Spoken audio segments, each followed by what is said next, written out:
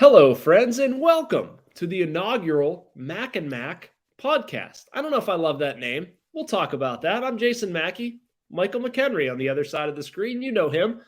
Favorite former Bucko, current analyst. What's going on, Fort? What's up, brother? I'm sure you're gonna poke fun at me here in a minute for a little bit of Oh, a yeah, there will be mishap. poking. Little bit of a mishap that just happened. Anybody that's seen me on a podcast lately knows that trying to figure out this whole tech game, I'm not very good at it. That's why I play baseball for a living. So yeah, I'm really excited about this. It's gonna be a lot of fun. I've respected you for a long time. Yeah. You're absolutely great at what you do. I love that you took the step into completely going into baseball. But you know, we've kind of joked about what's happening here, saying, dude, you do every podcast I do, whether you're first or I'm first. It's like the next day or two, it's like Jason Mackey. I'm like, why don't we just talk? You know, why don't we just get on and talk Buccos, talk a little bit of life, you know, let people know who we are, because we have some great conversations off air. No, we do. And you've helped me with so many stories over the years, and I really appreciate it. I respect the heck out of what you've done, your analyst work, and obviously your playing stuff as well. I watched you as a fan from the other side of the ropes, and now, you know, we do different things with radio and TV versus print, but I mean, it's all understanding the game, asking questions, offering viewpoints. I think it's going to make for a great product. I'm really whatever that was called, a product. I thought you were trying to do another language, maybe speaking in tongues. I wasn't sure. I was going to go with it though. Yeah, great product. But anyway, so we're here on this podcast, and this is going to be a little bit not disjointed, but there's going to be a little bit more of an intro to it than there will be on other things. So Mac and Mac is what we're calling this. And I'm gonna dig on Michael a little bit here for two things. One is we just recorded an hour and 10 minutes or something like this of this podcast, and I get a text from him saying, dude, I forgot to press record. It's the meathead in me. Hey, that's okay. I'm learning. Yeah. We've all been there. I've done it. I've had to call coaches back because I forgot to, you know, plug in a microphone wire or turn my recorder on. It happens to the best of them. That's okay. And isn't that the like story of media that no one ever knows about? What's that? There's a lot of honestly just a complete disaster that somehow comes together at the last minute most of the times. But it's amazing what people do behind the scenes, whether it's audio engineers. It's just remarkable. So yeah, like I made a mistake. I'm going to do it 1,000 more times over. Hopefully it's just not the mistake of not pushing a button. Man, it's all good. It's all good. And we got to this in the last part of it, but in my business, it's called burying the lead. So we had an idea to start a podcast, and we thought this would be really cool. And the podcast that you're going to hear about is going to be a little bit different, but we thought maybe we'll get some ducks in a row and maybe wait a little bit to start this. But no, we both kind of said, the heck with it. Let's just roll it out. Let's get this thing going, and we can manipulate it and fix it as we want. So the podcast you're currently watching or listening to does not have a name. It has a name, but it doesn't have a name. It's called Mac and Mac. That was the first version of the podcast that we were going to call it. And then I suggested something called Pitching In. And then Fort suggested Bridging the Gap. And I will get to why that is important. But first, the podcast concept that we want to do here is to use this as a vehicle to raise money for charity. Normally, you would have a podcast, and the two people hosting it might try to like make money to sustain costs or make a buck or whatever by getting things sponsored. We would still like to get various portions of this podcast sponsored, but instead of the money going into our pockets, we would like to use this and use sponsorships and hopefully make it popular and get people to listen and sponsor and become a part of it, and then take that money and donate it to charity. Whatever Pittsburgh groups that maybe is important to that sponsor, they can certainly say that, or things that are important to Fort and I. So anyway, we'll get back to that throughout. I thought that Pitching In was a good name. He thought Bridging the Gap was a good name. And so he settled on, of course, Mac and Mac, because that's what your wife liked, right? Mac and Mac on Monday. It's Monday, right? I mean, you really can't go wrong there. The days where we can't do it on Monday, or we record on Monday and then you forget to press record, and then we have every day's a Monday, Mackie. Every day's a Monday. Isn't that what they say? It is in baseball. Feels like that sometimes. Absolutely. But that transparency, dude, that's what makes me respect you. And we both kind of had that same thought immediately. And I think we can't do enough for the community of Pittsburgh and the fans. we hope we get interaction. We hope we get, beat up a little bit. We hope that we get great dialogue, maybe some good debate, and we just bring out ideas that, we can talk about and, hopefully make this city absolutely adore this game that's so precious in a ballpark that's just phenomenal. So I love it. I love the city. I'm actually a Pittsburgher now. And Mackie, I use the term instead of yinzer, I'm a yalzer because I'm from the Southeast. So I'm a yalzer. Maybe deemed the first, me and my wife, but I'm a yalzer through and through. And I'm happy to be here. So this is going to be fun. It is going to be fun, man. And I'm a yinzer. I lost the accent though, which is a funny story. My mom owned her own tutoring center my entire childhood, and then she sold it, but she was an English teacher. And so she got on me a lot about speaking correctly. And I used to have a really bad Pittsburgh accent. I talked like this a lot of times. And I'd say something like, go down there, down the house. And she'd be like, you're going where? To the house? And she'd correct my speech. And so like that beat it out of me. And then I got to college and I had like a voice and diction class and that beat it out of me. So anyway, but I am a native Pittsburgher and it is cool. I will say this, you probably learned this playing here for it. I learned it covering this team and writing about these guys and seeing people like get engaged. They get mad, they get passionate, they send emails, they interact on Twitter, whatever. Like this is such an awesome baseball fan base. It is so cool. I wish I had a better word for it. Just that how much people care. It's a giant family. I always think about, we are family. And maybe it's cliche, maybe it's not, but like when I first came here, that's what I felt. I felt like I was embraced by, some in-laws I didn't even know I had. And Clemente has a quote that I used recently that said, I felt like I was born twice. The first time when I was actually born, second time when I became a Pirate. And I feel like a lot of guys feel that way, especially when you really get that city feel and they wrap their arms around you. They're hard on you. They expect the most out of you, but they, no matter what, will love you to death if you go out, work your tail off, and show your personality constantly. That was said last night, and I love that. You show your personality, who you are. You kind of wear all of your emotions on your sleeve and say, this is who I am. This is what you're going to get. How can we get moving forward together? I think that's what the city represents, and they want to win. Who doesn't? Yeah. I love that part about this podcast too. I want to talk about, what it's like being a player for the Pirates. I'm going to talk about what it's like covering a baseball team, covering the Pirates, sort of some inside the ropes kind of stuff. I think that's going to be a big, important part of this. I hope that it's not presented in too serious a fashion. That's the goal. I want to be brutally honest with people. I think you want to be brutally honest with people. It's a weird life that we both have sort of come together to live. Like you came at it from the playing perspective. I came at it from a journalistic perspective, but it's really weird and fun, and it leads to stories and goofy things. But I think we can share in some of that. One of the things for it that I'm kind of living it right now. You're living it in a little bit of a way, but like there's something about this time of year, man. There's something about this time of year where it's just like off season's over. I've had enough. I'm ready to go. I don't know when it exactly flipped in our house, but the conversations between my wife and I the past couple of weeks before I went to Florida, it was very much like, yeah, I love you, but it's time for the season to start. It's time for a different phase of this. Like we get calibrated to what the season is and living that way, and that works for us, and we like it. But then it becomes challenging to do the off season for, 4 months going on 5 months or whatever the heck it is. So I don't know. Are you antsy right now or am I crazy? Maybe a little bit both. First off, I felt like you're in my marriage too. Yeah. But one is more than enough for me.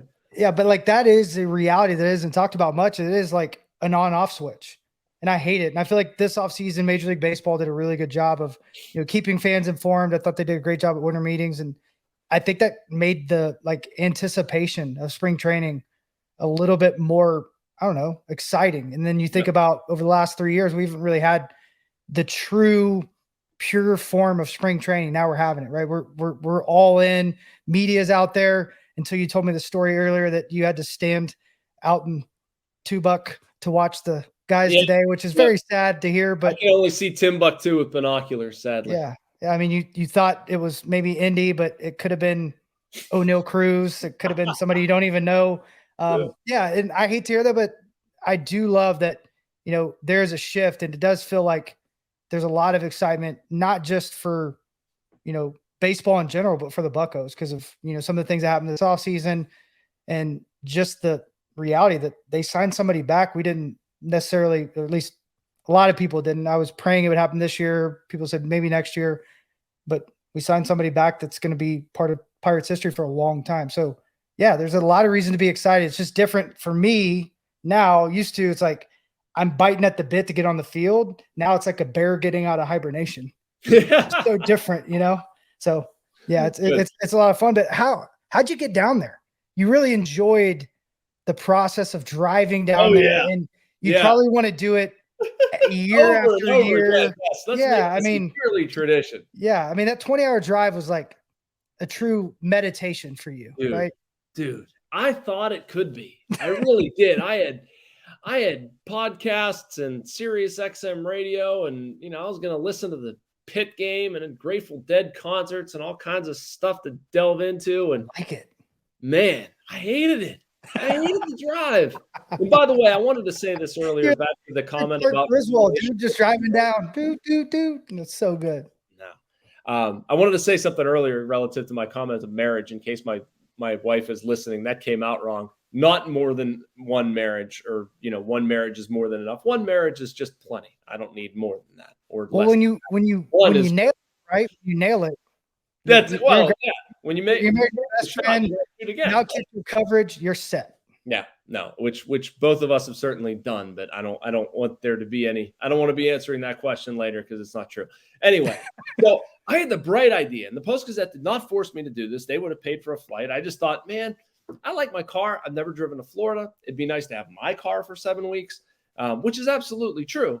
Like, I want to drive. It can't be that bad. I'm talking to Jimmy T, Pirates team historian. Like, he does the drive all the time. He's like, yeah, we drive it, sir. It's real easy. We drive 12 hours into Jacksonville, stay the night, drive the Final Four the next morning. So I'm like, okay, I can deal with 12 hours on the road. I can do that. It's not that bad.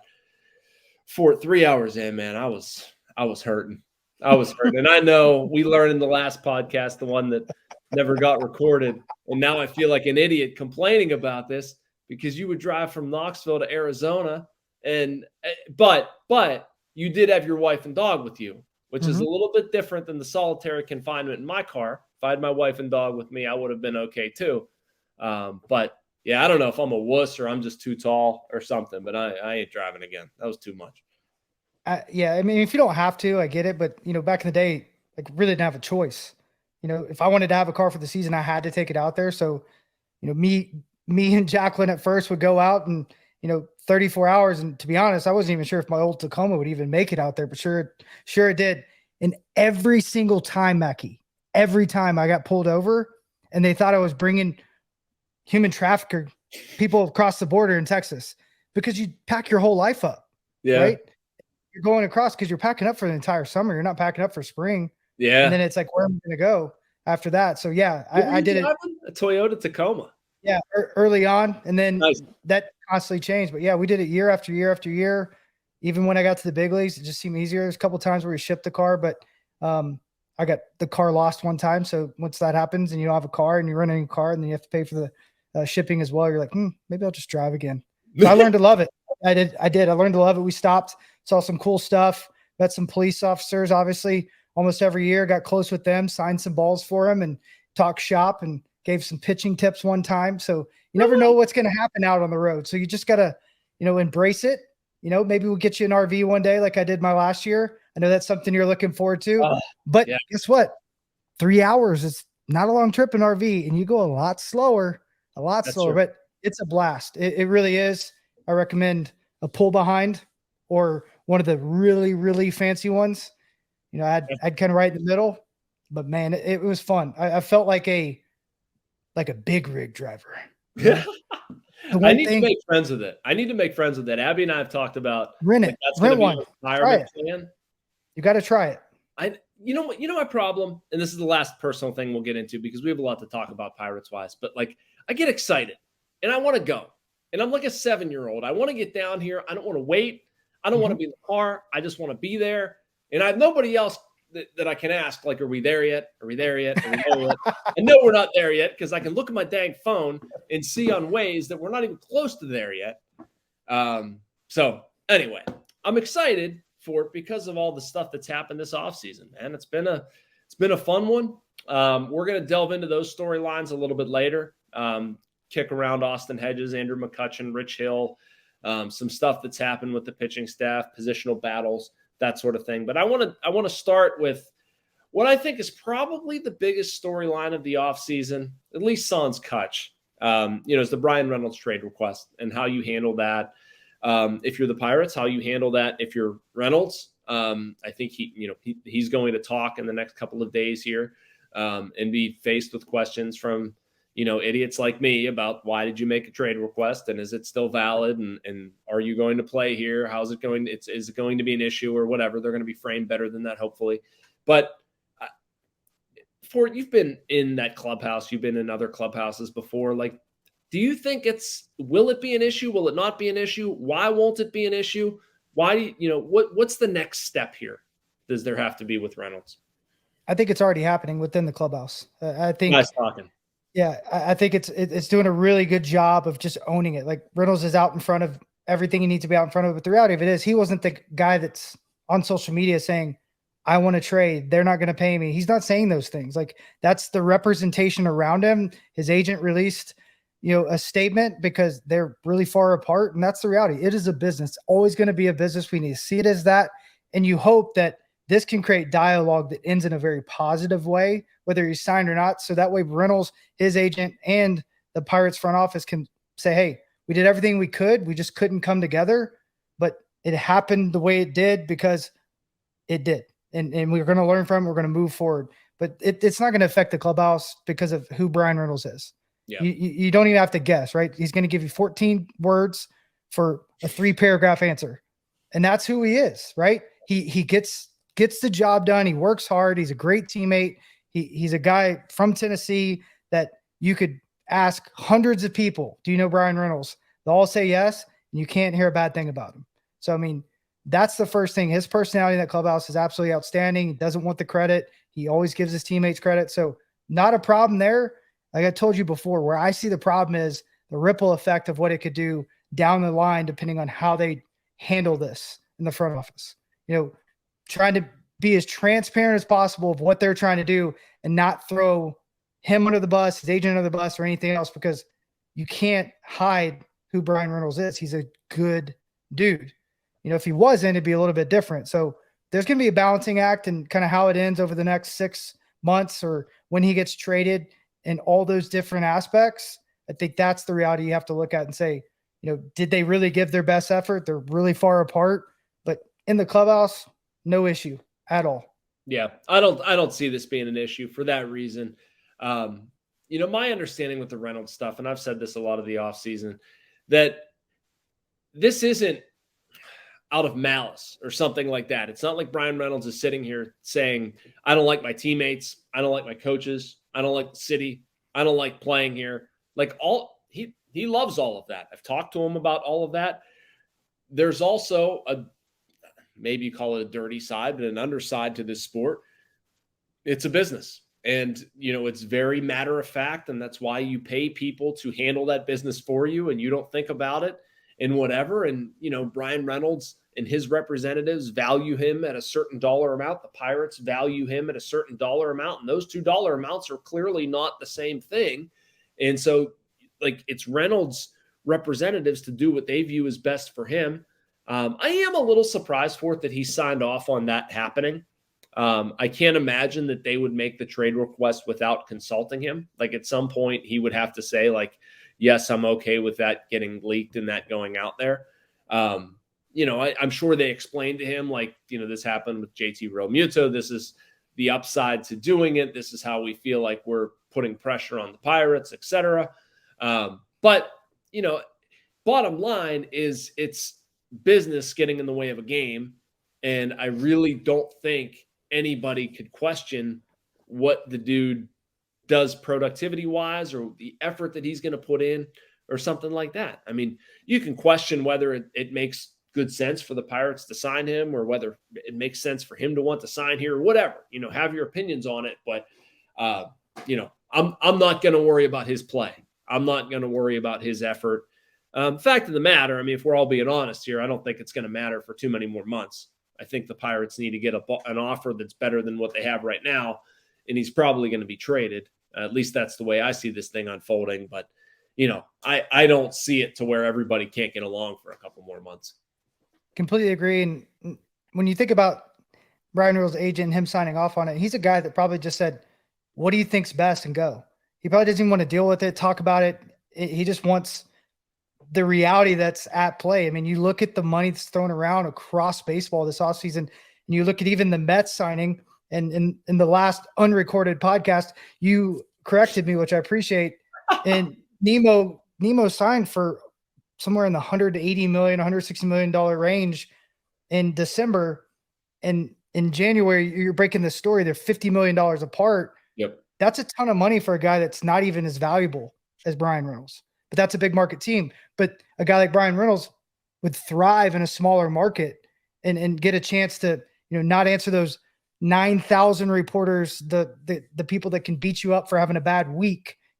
Pittsburgh is a special place, and guys want to be here. I mean, Andrew wanted to be here for a lifetime. It didn't work out, but it's not that situation where he got traded and they pull him back. He didn't know what was going on. There's no transparency. They're trying to do it different. They need to do as much as they can to make sure this doesn't roll over into any other new free agents, that, this regime is different. They're trying to do things different. They spent money early on this offseason, whether you like the signings or not. Me and you both like them. There's a reality. There's some shifts going, and they just need to make sure they're out in front of it and just let the guys go out and play. But if you love a dude, it's an investment at the end of the day.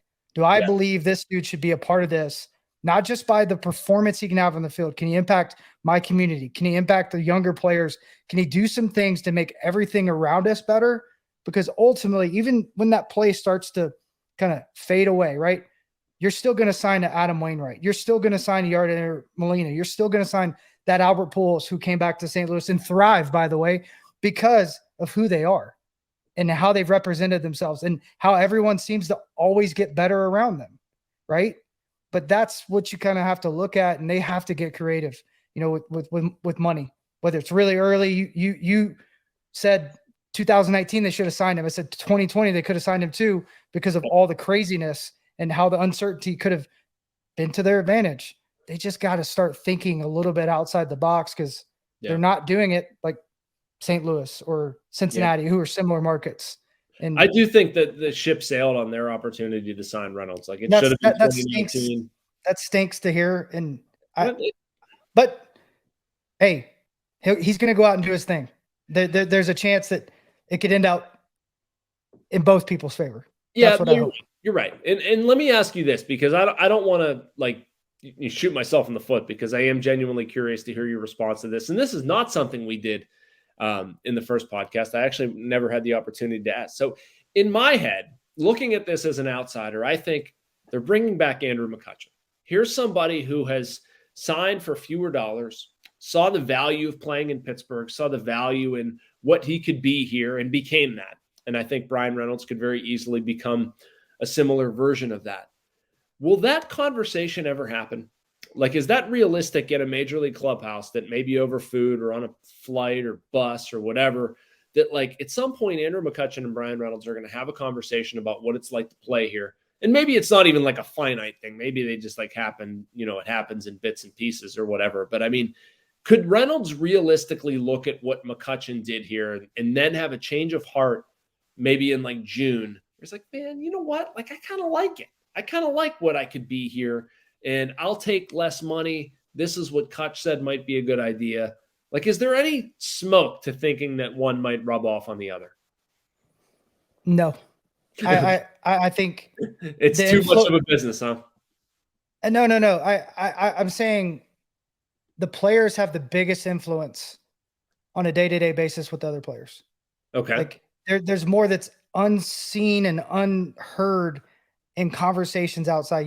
Things that their clubhouse is never good. That they don't take care of stuff. The food's bad. When you're making those decisions, things should look like pristine in your eye. Like, this is a good situation. They take care of the family, like whatever you're looking for. So there's a reason Kutch is back. There's a reason why he took less money. He would pour that into Brian Reynolds, but both of them want to win. So somebody needs to go to Kutch. They need to create a relationship with him in that organization and say, hey, like, we're really close to Reynolds, but we're missing. And bring him to the table. Bring Kutch into the room and into the table if you want to change things. Make these guys a part of winning. Bring Key Brian and say, this is why I did it. This is why I possibly took a lot less money, because if he hits it all at all, he took a lot less money. Yeah. But like, maybe he's fearful that he's going to get hurt because he's been off the field quite a bit. I don't know. Everyone has that little thing that would make them do something that people don't understand. I mean, Ramirez with Cleveland did it. He probably took $50 million less. Yeah. He literally said, my family loves it here. Why do I need the extra money? I don't need any more money. That's what he said.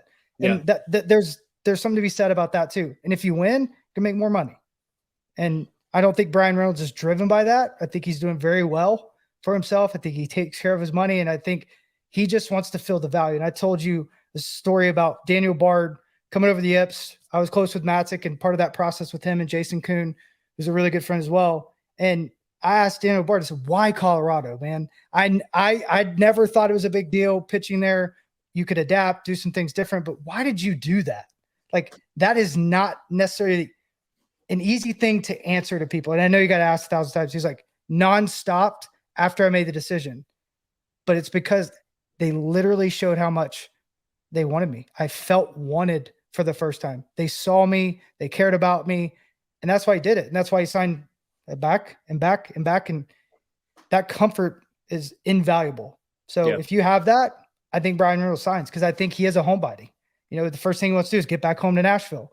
So, you know, until there's a team in Nashville, Pirates have the best opportunity because it's so familiar and he's had so much success. So you have a huge open door. And if you think you can get him and you think he can produce, you got to get him. That's what I look at. And it sounds like, you know, from what you're saying, that like it would be possible for, you know, for somebody, be it Kutch or other players or the Pirates, a bold move, whatever, to like change Brian Reynolds' mind and for them to kind of meet in the middle. And I mean, I'm sort of hoping for that. I'll be honest with you. Like, I like watching good baseball players. I like having players that are available, which Reynolds is. You know, they're personable. And like I used this on the last podcast too. Like, he's a very economical quote. You know, we as writers like players that say interesting things. It makes for good copy. Brian Reynolds does it in very few words. You know, somebody can talk for 5 minutes and they might not say anything interesting. Brian Reynolds talks for 17 seconds and he's going to give you something funny you can put in your story. I appreciate that. I didn't spend a lot of time transcribing it. So it would be awesome for them to keep him. I'm just trying to figure out if there's any reasonable pathway there, because I do stand by everything that I reported, that it's about a $50 million gap. I know Heyman has put out there that it was $76 million for the Pirates offer. I've heard that it's a little bit higher than that.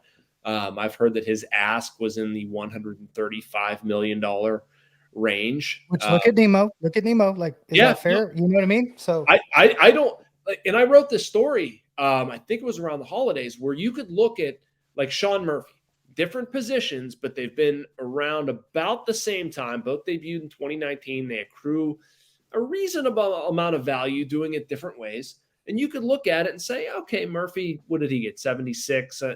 Numbers aren't fresh in my head, maybe a little bit more than 80, whatever. And say, like, there's somewhat of a comp there.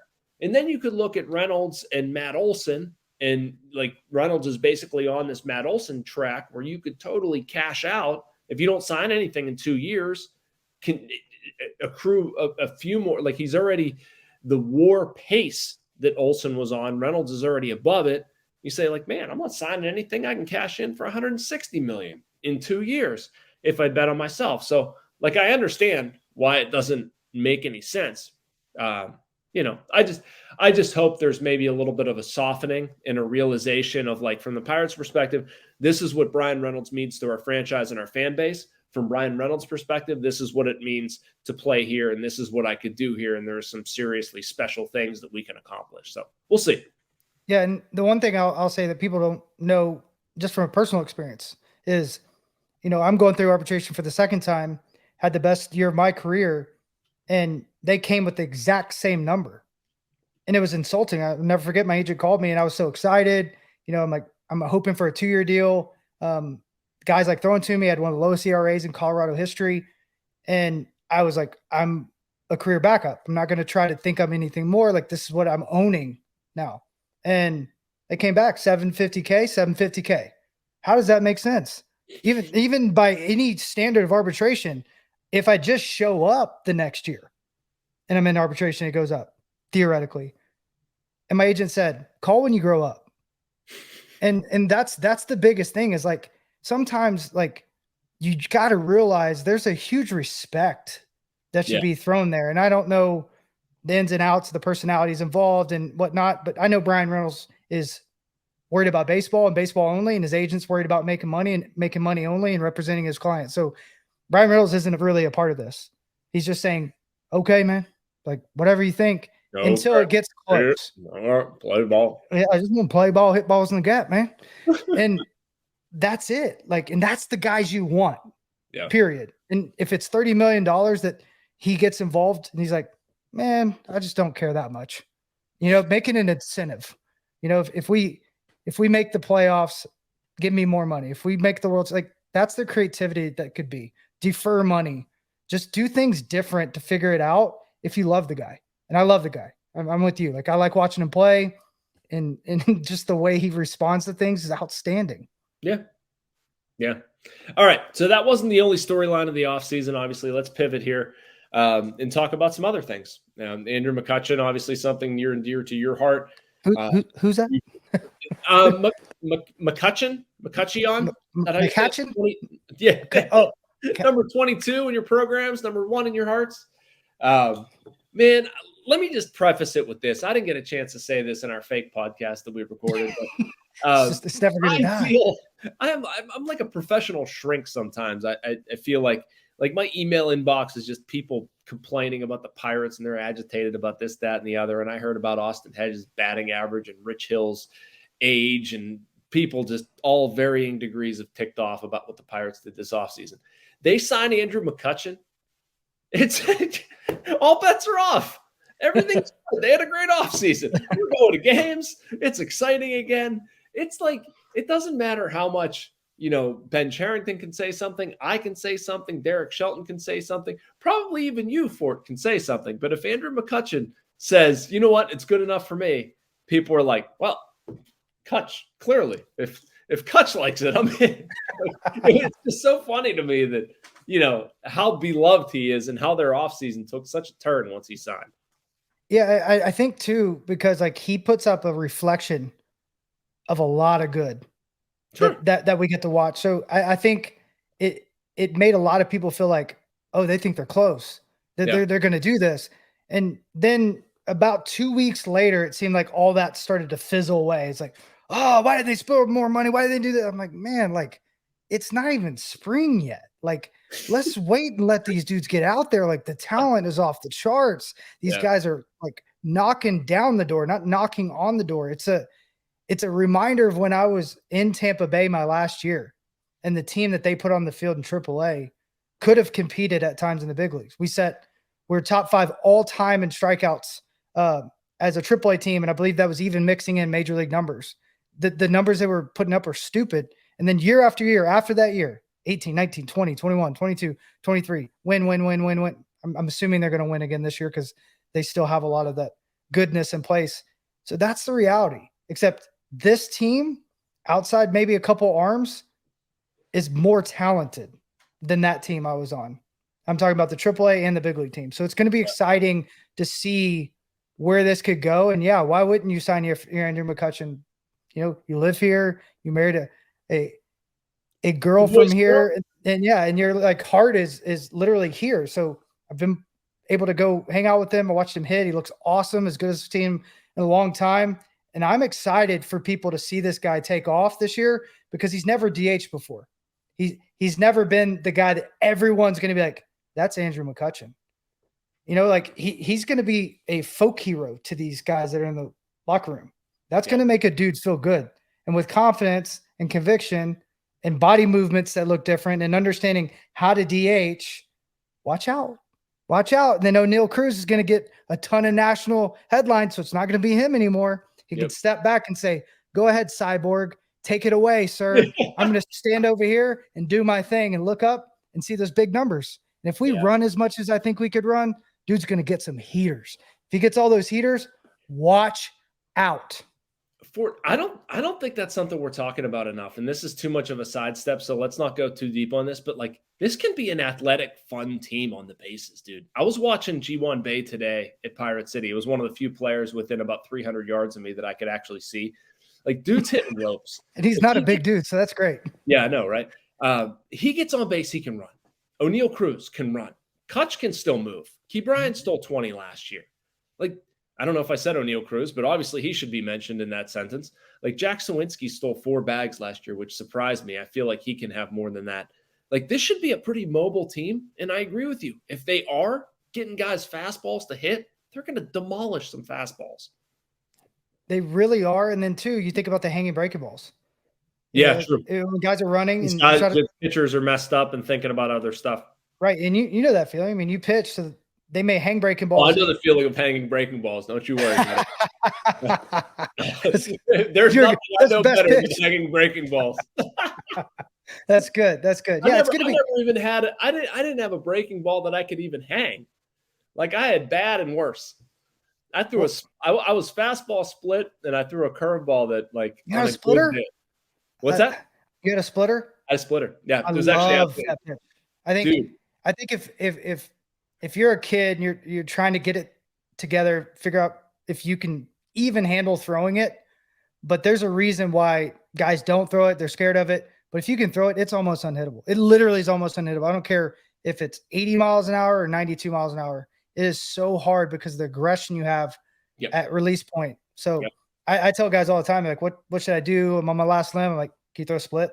If you can mix that with a heater, like, it's unbelievable how good it is. That's honestly what I did. And I would throw it and I'd kind of yank down and away, like a little bit of pronation, and I could get that thing to run in on a righty. And if I got that and a little bit of like late drop, late movement, I was good, man. Like, I could get some decent ground balls, and that was my game. Like, I wasn't high strikeout. I wasn't spinning anything. I could never spin a ball for much, but if I could get a little bit of movement on a split, not that anybody here wants to hear about my bad pitching, but no. No, it's good because, like, it's a pitch that's coming back around. Like, yeah, it is. Every dude in Tampa didn't throw a changeup. They threw either that Vulcan where you kind of hold it like this, or they threw the split. And it's because it pairs really well with different pitches. But even without that, if you threw it every single time, you can't see it. Like, as a hitter, you just can't, like, see it unless it knuckles. And then you're trying to hit a 90-mile-an-hour knuckleball. It's just not fathomable. It's just not fair. Yeah. Okay. All right. So we went favorite move. We can say least favorite if you want, if we think, like, somebody's going to flop. But I think favorite move, who did you go with? Did you go with Kutch?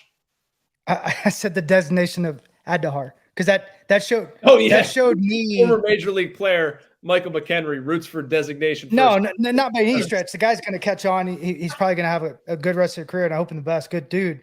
But for me, that move, because we're talking about the move, showed that you're not going to try to finagle at bats between Kutch and him. Yeah, you've said this is our guy. I want this guy, not just because of the player he is, but because of the human being he is. I thought that just spoke so high, but if it wasn't that, it's Rich Hill for me. I mean, I would come out of, I'm not going to come out of retirement. If he asked me to catch him tomorrow, I'd walk on the field. Like, he's a guy that you just want to, like, get in the trenches with, because he would go out there with no fingers and try to win. He would. I mean, that's who that dude is. And he learned it the hard way. It wasn't just easy to get there. And his best story came late in his career. And I think guys that have done that have a value to teach young guys immensely, incredibly things. But he's going to be able to teach the coaches things. I'm sure he's probably older than them. Yeah, I was going to say, I bet he's older, but he's also been through a lot of life. Playing in LA, playing in Boston, playing all over, winning, being in a Cy Young race, literally being at PNC and almost throwing the Vietnam War. Yeah, seriously. Yeah, after he did World War II, just incredible human being too. Like, he's going to be great great. The city's going to love him. I don't care if he's 108.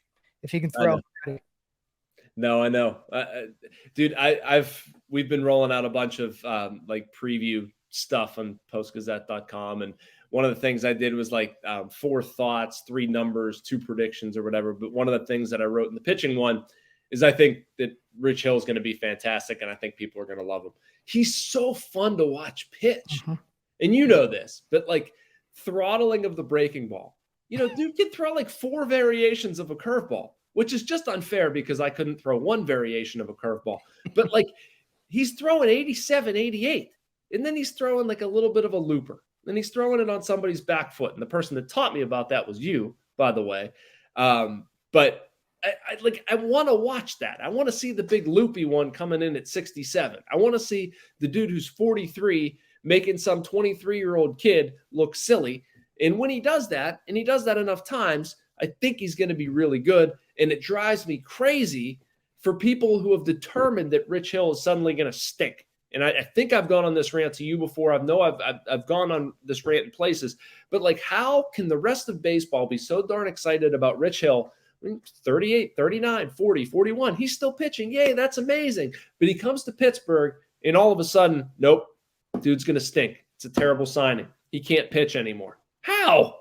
Based on what? Last year? He was good last year. The end of last year? He was good at the end of last year. How have we determined that he's suddenly over the hill? We haven't. You're exactly right. And history proves if you come out of that AL East into almost any other division, I'd say there's maybe one, I'd say NL East maybe have the best pitching in all baseball right now. But if you look at guys coming out of there, they usually step up. So, I mean, he's still going to come out at 88 and he's going to have that nasty breaking ball and he's going to go out there and play wiffle ball in the backyard and throttle these guys.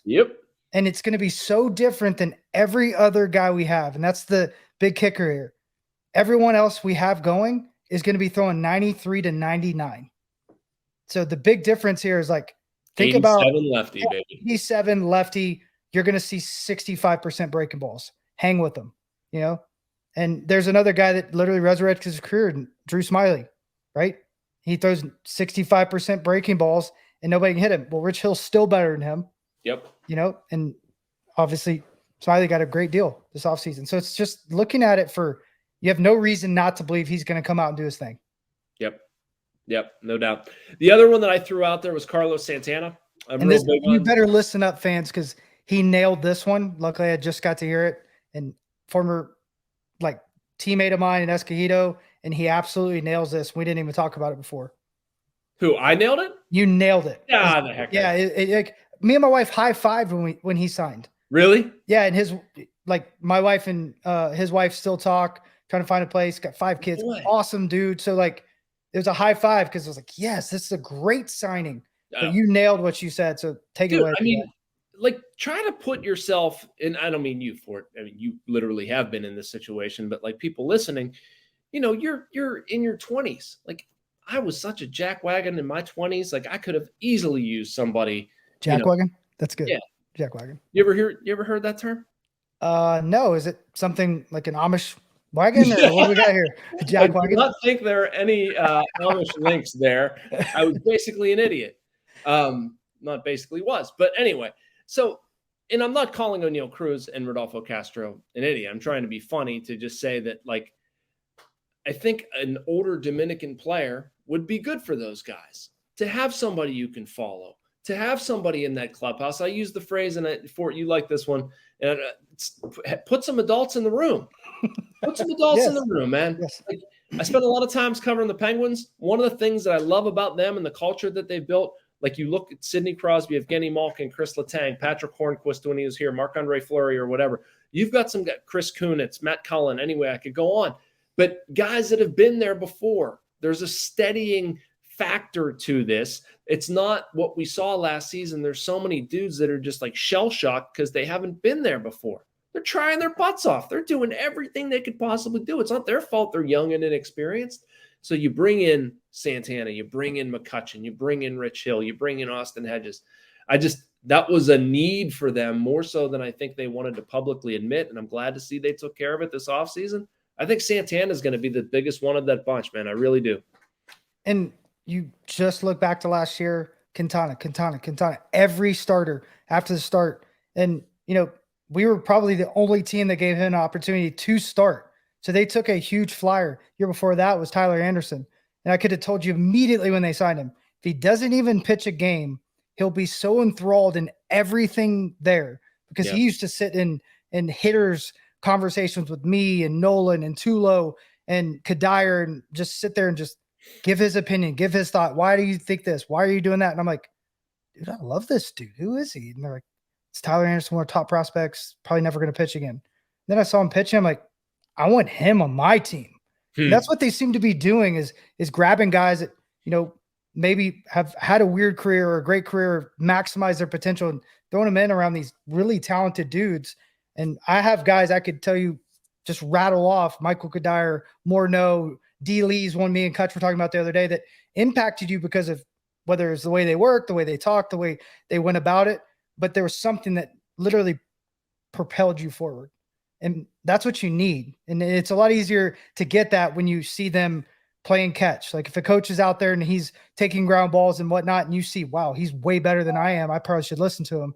These guys are actually still playing, still doing it. So they can do that immensely faster and greater than anyone else in that ballpark, because they have an aura about them. And I told you a funny story about when I got called up in 2010, my locker was right next to Todd Helton. Yes. Knoxville native, right? And sure enough, who's right in my locker almost every other week? Peyton Manning, because they're buddies. I was in awe. A kid from Knoxville. I looked up to Todd Helton. He made fun of me every day and had a blast doing it. Then all of a sudden I have Peyton Manning making fun of me every day. Still don't think he knows my name. And he took my locker. So I had to figure it out every day, is how I was going to get my stuff. Peyton Manning's in there, and he's not a little guy. He's got huge hands, huge head. So there's no way I'm getting in there. Locker for it. It's my locker. Not anymore. Not when Peyton Manning. You tell me to get the heck out of the way and go kick rocks. You tell Peyton Manning that same thing. He's in your seat. It's Peyton Manning. You can't, right? Just hi. I just need to grab my jock strap and go out and catch. All right, see ya. So that brings a reality. I mean, the first time I parked in my parking space, I parked between Tulo and Cargo. I'm driving a Toyota Tacoma. We talked about that earlier. Yep. How about a matte black Lambo and a red Lambo? I'm like, okay. Don't open the door. Crawl through the window. No, let's go out the back. I can't hit these. And that puts a perspective to you, is like, man, that's incredible. How did they do this? And you get to know these guys, and they tell you stories, and they teach you things, and it's just amazing. So yeah, that without any performance related thing, what they're trying to do is absolutely awesome. Now Fort drives a black Lambo, a red Lambo, all kinds of Range Rovers. What's the fanciest car you ever bought? A Tonka truck. Tonka truck. Yeah. So one of my dreams was to build like a little Tonka truck. So I have a friend, Southern Performance Company in Birmingham. I called him. I said, hey, I want to build a truck. So I took a 1500 Sierra GMC and said, take it away. And I walked through process of building it. It was like a little Tonka truck, and it was a blast. It was a blast. And it wasn't like anything elaborate, like what some guys drive, but it was all I needed. And it was really special. My wife pushed me into doing it and ended up being amazing. So, okay. Yeah. So that was my coolest car story. I not really driven by things, I like experiences and, just enjoying the journey, but yeah, that was cool. I actually have to give it away. Traded it in last year, I believe. So rest in peace. Rest in peace. What about you? What's your favorite car all time? The one I'm driving right now. I'm never giving up. It's a 2015 Honda CR-V. It is remarkably basic and not special, and that's what I love about it. Yeah, as long as it gets you to A to B, right? I am very much a creature of habit, comfort. My wife would probably put that a different way. I'm neurotic about something. Here's one for you. So I have a very specific type of pen that I like to use. So I've spent the past, and I'm out of them. And it's the kind that I like to use to keep score, write everything with. I don't like using other pens. They drive me crazy. I've cycled through 40 different pens in our house trying to find something that I like. I can't do it. I keep going to stores trying to find the specific type of Papermate pen, and I cannot find them anywhere. I don't think they make them. I can't find them on Amazon. I can't find them in stores. So anyway, I'm the same way with cars. I find something that I like and I stick with it. So we need to find you that pen. Yeah. I need a picture of the pen. We're going to find that pen. Honestly, yeah. I don't know if I still have a picture. I can send you a picture that's close to it. I should tweet it and be like, if anybody has these pens, I will pay you for them. That's how desperate I am. I was in stores today. Like I went to a couple grocery stores yesterday. Went to a couple stores to pick up some groceries. And I'm like, I'm going to walk past the pens just to see what they have. You never know. It's a different state. I checked out everywhere in Pittsburgh. No, they didn't have pens. But yeah, that's a sad state of affairs for me. But all right. So we want to get this done in under an hour. And I want to ask you about Austin Hedges and talk a little catching with you. And we also want to wrap up and talk a little bit more about the future of this podcast. But Austin Hedges, man, what do you know about him? I'll offer my thoughts, but they definitely rank below yours. And just what do you think? What kind of value can he add? No, I think what you said last time we talked about Hedges and how important as, even when you were pitching, just the aspect of what a catcher was. I think that was an incredible way. So I'd rather you start it that way because you nailed the fact that like, it doesn't matter what league you're in or where you're at, that value of a catcher really, in my opinion, and I was just talking to a high school coach, Mars baseball high school coach, and Bednar dad's the pitching coach there. We were talking, it's like the catcher, in my opinion, in high school, you can have the best arm, you can have a first rounder, doesn't matter. If you don't have a guy that runs the game, can block the ball, can receive, you're not going to win a state championship. You could have the best team, and you're still not going to win a state championship because they affect the game so much right now at every level, especially in the major leagues. So take it away. And good catchers do so much for pitchers psychologically. That's unseen. That's the biggest thing. It's usually unseen. Yeah. But I know from a pitcher's perspective, and especially somebody who wasn't very good without a very good breaking ball, like I needed to have confidence that I could bounce this thing and it was going to be okay. I needed to have confidence that, like, I didn't like to think on the mound. And I'd like to know that if he says, throw a splitter low and in or whatever, like I don't have to do anything. I'm just hitting the spot. It's going to work out well for me. And like you build up that relationship with the catcher and you realize that this catcher is going to do anything. And the only thing that he is thinking about is your success. I feel like that's what they're getting in Austin Hedges, or at least that's what they need out of Austin Hedges. And so far, we've sort of seen that his offense isn't great. Personally for it, I don't know if you feel differently. I don't care. I don't care what he hits because I value all the other stuff more. Who won the World Series? Yeah. The Astros. Who was their catcher? Maldonado, right? Yep. Do they care if he can hit? No.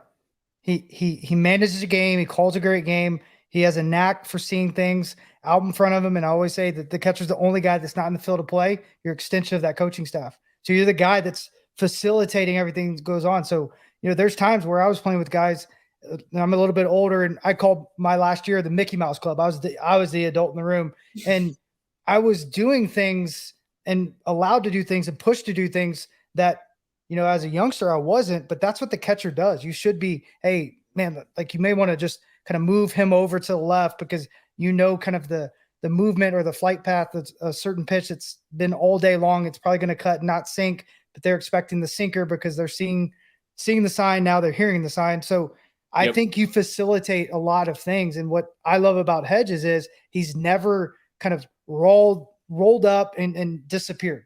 He's continually gotten better. He's a guy who's a top prospect. He could hit first, and then all of a sudden he could catch. And they even fiddled with him in the minor leagues at second base. He ended up being back there, and he's the guy that reminds me of maybe the David Ross type, who seems to pull out the most out of his guys. And he does it a different way than I used to do it. My idea was how can I get to know this guy absolutely from top to bottom, understand his past, and figure out what makes him tick. So I was a believer, and I still am. And he gets there in a different way, which I love, because learning a new way and a new approach to get somewhere is always fun to me. But he starts from stuff and works to personality, because that game, when you're out there, nothing matters except that personality on the mound. No philosophy. So I always say the two P's you want to play with are really the personality and the philosophy. The philosophy you should know everything about, but the personality is always the plan you're going to push with. And that's what it seems like he's done. And he's an upgrade in receiving. He's an upgrade in blocking. He's an upgrade in throwing, and he's predictable. That's the biggest thing for me. And I think he's going to be really good kind of having him. And I believe, Heineman's going to be the other guy because his numbers were outstanding. He couldn't stay healthy. And if they hit enough, great. If they don't, it's okay. There's two giant hitters just barking to get in the big leagues right behind them. They're coming, and you can't stop them. But now you think about, they have 6 weeks with Hedges. They have 6 weeks with Heineman. These guys have been around. They played on multiple teams. And my favorite part is Hedges' staff last year was disgusting. Yeah. So, like, it's not going to be how it should look. Yeah, exactly. So he's going to be like, yeah, like, we have really, really good stuff. We need some animals. How are we going to compete on a day we don't have stuff? How am I going to convince this guy to go out 4 days in a row? Because that's what they did in Cleveland. It was a different world out there. It's like they grabbed the old school brush and said, we're just going to wipe ourselves with this and go out and play. But they still had all that new school information. I think there's something to be said about that, mixing the two. Do you have the grit and the fortitude to move forward even without the stuff? And that's what I believe Hedges will bring, is a lot of what I told you Mitch Keller did last year. It just took some time. Humility to own yourself, maximize your body, maximize your potential, and then turn it into something that no matter if you're good, bad, or ugly, I can figure out a way today. Exactly. I love it. For the ugly people like me, we appreciate that. I wear a mask for a living. Never forget that. That's true. All right, man. Well, that does it for this first episode. Or we'll call it an episode and a half, I guess, because of our false start. But this is fun. I really enjoyed it. I did not anticipate talking to you for 3 hours tonight, or however long it's been, but it has been fun. The Mac and Mac podcast, that we will, as we release these, maybe take some temperatures of people, see if they like the pitching in, or what was yours, Bill? I'm sticking with Mac and Mac. No, but your other suggestion. Yeah, I mean, I gave the pitch for it. I felt like I was just over prepared, for what we're doing. I think it needs to be a fan vote, so I'm just going to leave the other one off to the side for now. Okay. And stick with Mac and Mac. Okay. Pitch in, and we'll take a fan vote. We'll see what they say. Okay. We did this before, but I wanted to give my email and Twitter. Fort will give his as well. Anybody wanting to offer feedback on this, if you like it, hate it, have any interest in sponsoring charities that need help, thoughts, ideas, comments, questions, whatever. But I'm at jmackey@post-gazette.com. That's JMACKEY. And on Twitter at jmackeypg. Fort, take it away. It's all yours. Yeah, and I said it before, as well as, as we get this all buttoned up and figure out the name, we'll combine it all and we'll make it easy. It's probably going to be Mackey handling a lot of the writing. I'm not a writer. So at Fort McHenry, all social medias, very easy to find me. And then, at Fort McHenry at Gmail, if you have any questions, any thoughts, anything we could do that you want to see, we're going to try our best to be transparent, open, and try to have really good dialogue. And we're not always going to agree, and we're going to have a perspective, and we're going to come right in the middle most of the time. And it's going to be fun. It's going to be a lot of fun because we've been doing that, over the years, and especially, this, I guess, last 4 or 5 months. So I'm really excited. I think you're awesome at what you do, and I respect the heck out of you, and I'm excited to move forward. Right back at you, brother. Right back at you. And I will say this, that I think it's important. I don't care what side of the fence you're on, that you, and I mean this like, media, baseball, whatever, like you show up and you do it. And I think it's important to start this podcast, and we do it. And it's not going to be perfect. There's going to be stuff that we want to tweak and make better. And that's part of the process. And we're going to make it better for the following week. And then, you do a little bit and a little bit and a little bit and a little bit. And pretty soon it starts to look really cool and really professional. So our goal is that every time you click on this, one, you're getting excellent baseball analysis. You're getting entertained. You should see a little bit of an improvement in the product. Hopefully you learn about people that are being helped and people that are helping to do the help or provide the help. So anyway, we hope to make this kind of a destination thing. Maybe it's Mac and Mac on Mondays. I don't know. Maybe it'll be pitching in. Maybe it'll be both. Maybe it'll be Mac and Mac pitching in. I don't know. Ooh. We'll figure it out. Absolutely. But yeah, plenty of time to do that. Thank you, Fort, so much for pushing this and supporting it and actually pressing record this time so we can push this episode out. And that's been it. For Michael McHenry, I'm Jason Mackey. Thank you for watching and listening.